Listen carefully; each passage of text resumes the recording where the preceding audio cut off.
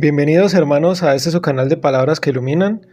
En esta ocasión vamos a continuar compartiendo algunas enseñanzas del libro Tratados de la Oración y Grados de Perfección por San Lorenzo Justiniano, patriarca de Venecia.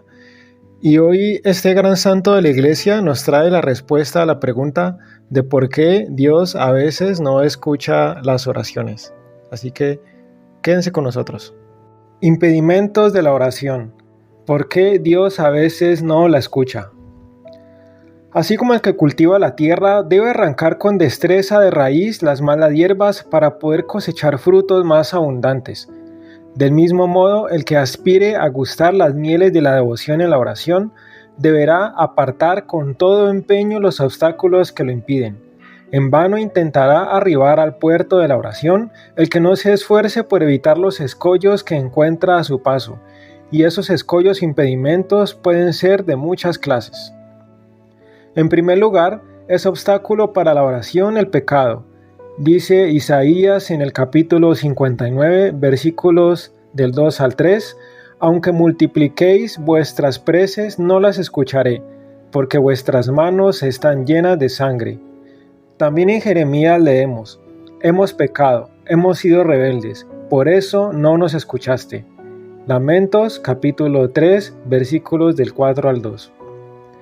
El Dios omnipotente no escucha con frecuencia en la tribulación la oración de aquel que en sus obras no tuvo en cuenta los mandamientos del Señor. Es lógico que no participe en los beneficios de aquel a cuyas órdenes no quiso someterse.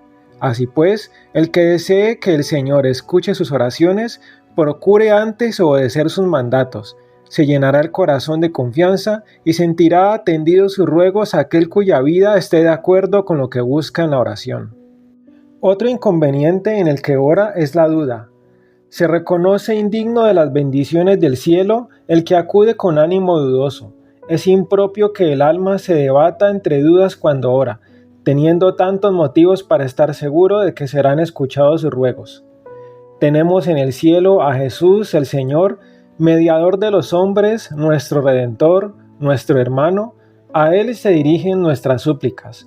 Él ora en favor nuestro con sus palabras, sus afectos, con su sangre.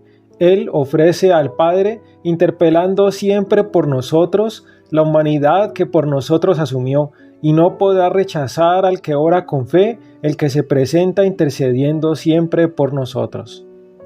Otra cosa que impide la eficacia de nuestra oración consiste en pedir lo que no se debe pedir. En efecto, el que pide a Dios por las necesidades de esta vida o por cualquier otra causa, providencialmente no es escuchado. Decimos providencialmente porque Dios concede cosas mejores que las que se le piden. Como por ejemplo, suele suceder a los niños que piden a Dios que no se los castiguen en el colegio y no se les concede esto que sería contra su verdadero provecho. También la indignidad de aquel por quien se ora puede hacer infructuosa la oración. Leemos en Jeremías, «No ruegues por este pueblo, ni me alabes en su nombre, pues no escucharé». Jeremías capítulo 14, versículo 11. Los santos son escuchados cuando oran por sí mismos, según la promesa del Señor. Cualquier cosa que pidáis en vuestra oración, la obtendréis. Marcos capítulo 11, versículo 24. Pero no siempre cuando oran por otros, ya que si no cesan de pecar, presentan ante Dios lo que invalida la oración que por ellos se hace. Los malos pensamientos que a su mente afluyen impiden en gran manera que su oración sea escuchada. Con razón, no merece ser escuchado el que enredado en pensamientos torpes ni siquiera alcanza a comprender qué es lo que pide. Por eso, con todo empeño, se deben desterrar los pensamientos malos y superfluos, para que no destruyan el fruto de nuestra oración, pues aun cuando no pueden arrancarse de raíz del corazón, al tener su estímulo en el mismo corazón, siempre se pueden combatir para que no desemboquen en actos pecaminosos. No caerá en el pecado que se comete con la obra el que cercene en su mente los incentivos de los vicios en el momento en que brotan y estrelle contra las piedras a los todavía estímulos de Babilonia. Con esos estímulos, como a través de ciertos escalones, van cobrando fuerza toda clase de pecados. El mal pensamiento engendra el deleite da origen al consentimiento. el consentimiento a la acción. Esta produce la costumbre la necesidad, y la necesidad ocasiona la muerte. De donde se deduce que cortada la raíz del pensamiento, todo el árbol del pecado se seca y derribado éste, puede volar al cielo la oración pura del que suplica y conseguir del Señor lo que desea. Otro obstáculo para la eficacia de la oración es el rencor por la injuria recibida. Dice la Sagrada Escritura: perdona a tu prójimo el agravio, y en cuanto lo pidáis te serán perdonados tus pecados. Eclesiástico capítulo 28 versículo 2. Dice el Señor en el Evangelio: cuando os pongáis de pie para orar, perdonad si tenéis algo contra alguno, para que también vuestro Padre os perdone vuestras ofensas. Mas si vosotros no perdonáis, tampoco vuestro Padre perdonará vuestras ofensas. Marcos capítulo 11 versículos del 2 al 5.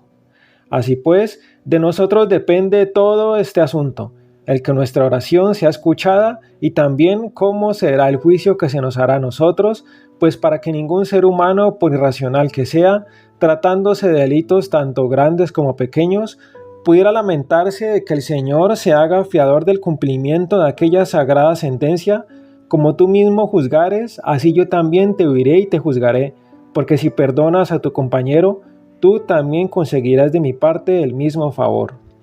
Ciertamente no hay en modo alguno igualdad total, porque perdonas tú que necesitas perdón. Dios, por el contrario, perdona sin que Él tenga necesidad de perdón. Tú perdonas a tu consiervo, Dios a tu siervo. Tú eres reo de 1000 pecados.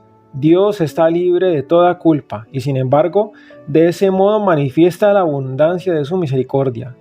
¿Qué castigo merecemos si a pesar de darnos el Señor tal potestad, traicionamos nuestra oración y nuestra misma salvación? Nada hace nuestra oración tan eficaz como el que tratemos con mansedumbre a los perversos que nos injurian. Igualmente, el que comete pecado pone de su parte la principal causa para que su oración no sea escuchada. De dos maneras, por tanto, se puede impedir que la oración sea eficaz, a saber, si el que ora continúa obrando mal y si no perdona al que le ha ofendido. Si uno ora y otro maldice, ¿a cuál de los dos escuchará el Señor? Dice la Escritura en el Eclesiástico capítulo 34 versículo 29. Si ninguna medicina es provechosa mientras el puñal permanece hundido en la herida, así de nada sirve la oración a aquel cuya voluntad sigue entregada al pecado o cuya mente abriga odio al prójimo. Otro obstáculo no pequeño en orden a conseguir lo que se le pide es la escasa intensidad del deseo, porque nuestro Señor, que conoce el peso y medida de su clemencia, a veces no escucha al que ora para probarlo y estimularlo más y más a que ore. Para así probarlo por el fuego, se volverá más justo y más encendido su deseo de orar. Es claro que lo que hace eficaz nuestra oración ante el Señor no son nuestras palabras, sino nuestros deseos, porque en lo que atañe a la vida eterna, si la pedimos con los labios pero no la deseamos con el corazón, gritando, callamos. En cambio, si la deseamos con todo el corazón, aún sin decir nada, estamos gritando. A veces la divina providencia se porta con nosotros de forma que retrasa el escucharnos. Esto nos resulta provechoso. Él está dispuesto a concedernos generosamente lo que pedimos, pero quiere que aprendamos a desear las cosas grandes con grandes ansias. En efecto, cuanto más lejos se encuentra lo que se ama ardientemente, tanto más se vigorizan los deseos del que espera, y tanto más dulce sabe y más diligentemente se conserva lo que se consigue, cuanto por más tiempo ha permanecido el que ora pendiente en medio de sus ruegos. Finalmente, la falta de perseverancia en la oración impide grandemente su eficacia, pues no reúne las características de una virtud sólida, ni conseguirá el favor que pide la oración que no está acompañada de un amor continuo y perseverante. Por tanto, oh hombre, no desfallezcas en tu oración por la inconstancia. Dios lo que va a conceder, aunque se retrasa, no te lo niega, no obra con ligereza el que te lo prometió, ni cambia fácilmente de parecer. Lo que te prometió es seguro, no puede fallar. Puede dar porque tiene mucho de dónde sacar. Persevera por tanto varonilmente en la oración si quieres conseguir sus frutos.